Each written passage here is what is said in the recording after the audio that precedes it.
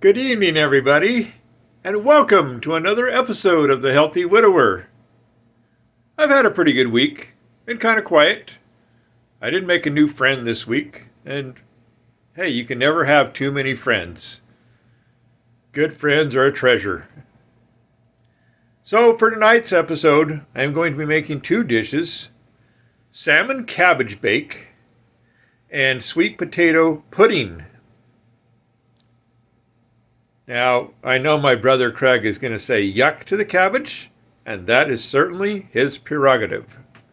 So anyway, getting right into it, I am going to start off with the salmon. This salmon came with me all the way from Alaska.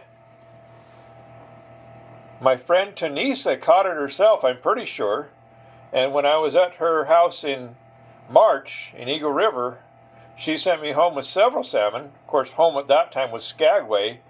This is the one salmon that came with me to Missouri all the way from Skagway. And so I'm going to have to go back to Alaska pretty soon to get more salmon, because these are just incredible.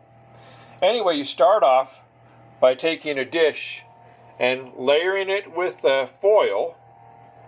And what I'm going to do is I'm going to pour some olive oil onto the foil just to make sure this salmon doesn't, I'm not sure if this is the proper way to do it, so I'm just experimenting, but I don't want the salmon sticking to the foil. So I'm going to, as I said, put the oil on the foil. Then I'm going to spread the oil around. I probably got too much oil on here. Maybe I should just dump part of it off. And then I'm going to lay the salmon in here. And the salmon is going to go skin side down. So that way, once it's cooked, the skin should just peel right off. And then the salmon should come off in flakes. So now I've got the salmon skin side down. I'm then going to flavor it with lemon pepper seasoning. Now, I've been told that I should also use lemon juice. I don't have any lemon juice here today, so I'm just going to try with a liberal amount of lemon pepper seasoning to see how well that flavors it. Before, I've always used lemon juice, but that was when I was cooking it up in Alaska. Okay, so now I've flavored this up with lemon pepper spice. Now I'm going to add another piece of foil over it,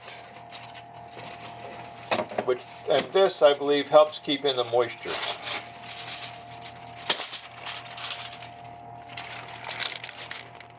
I'm not exactly sure why you put the foil over the salmon, except for Tanisa told me to do it that way, and she should be the expert since she's the one that caught the salmon.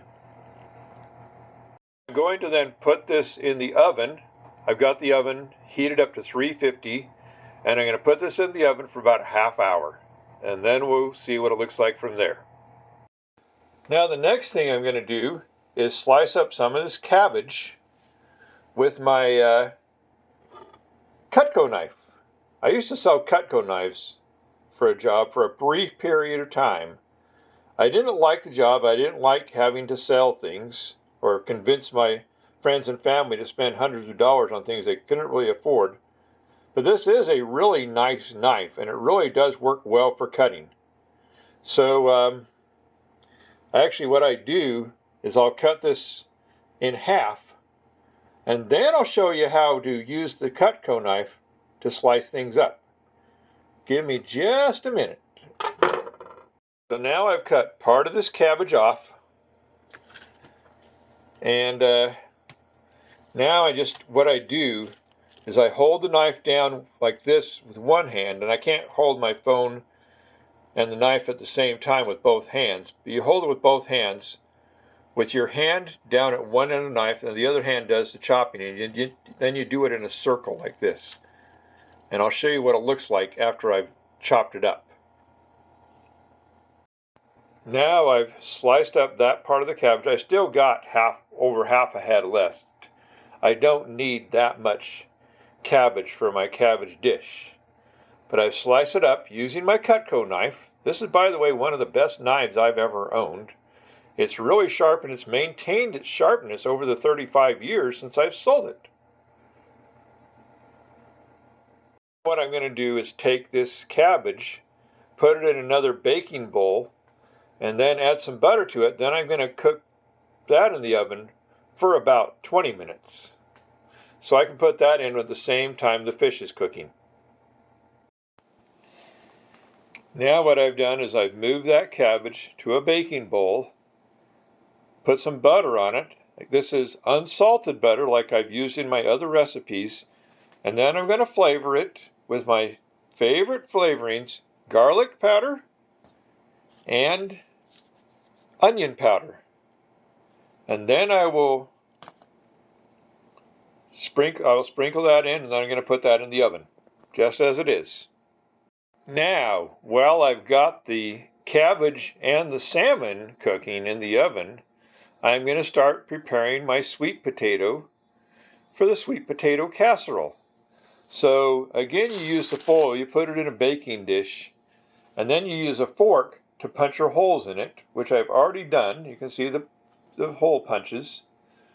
And that is ready to bake. I believe I need to wrap it in foil. It's been a while since I made my last sweet potato casserole, so I'm just going to wrap the whole thing in foil. Then this is going to cook in the oven for about 60 minutes.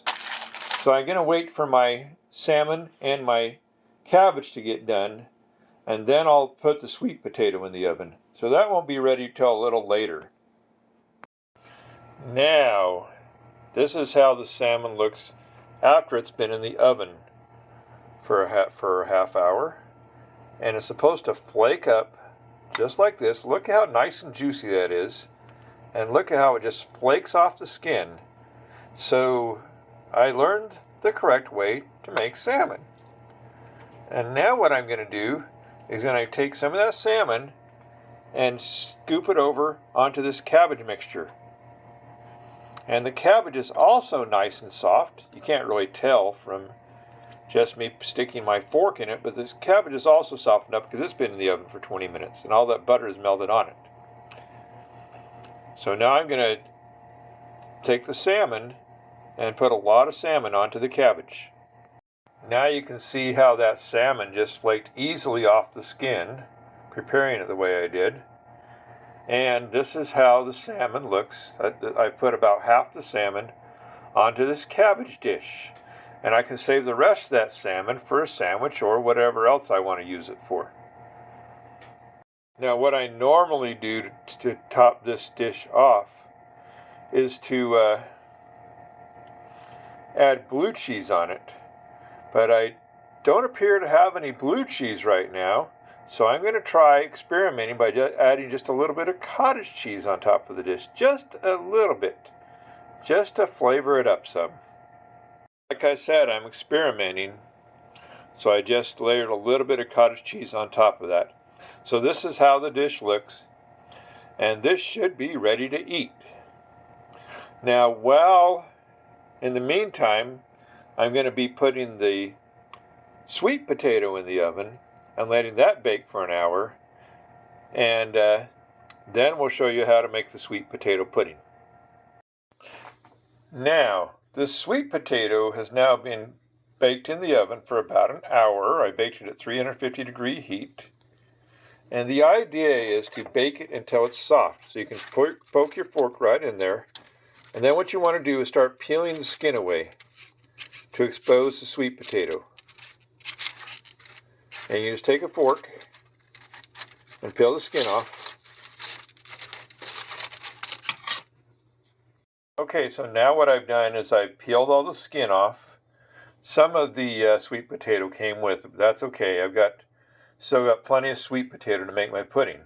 So now with the skin peeled off, I'm going to take this sweet potato and put it in a blender. Now what I've done is I've put this sweet potato in a blender. Again, without the peeling on it. And it's all soft after being cooked for an hour. Then I'm going to add almond milk, just a little bit. Not much, I don't want it to be too runny. Then I've got Hershey's cocoa. And I'm going to put a big heaping spoonful of cocoa in it. And then I'm going to add vanilla.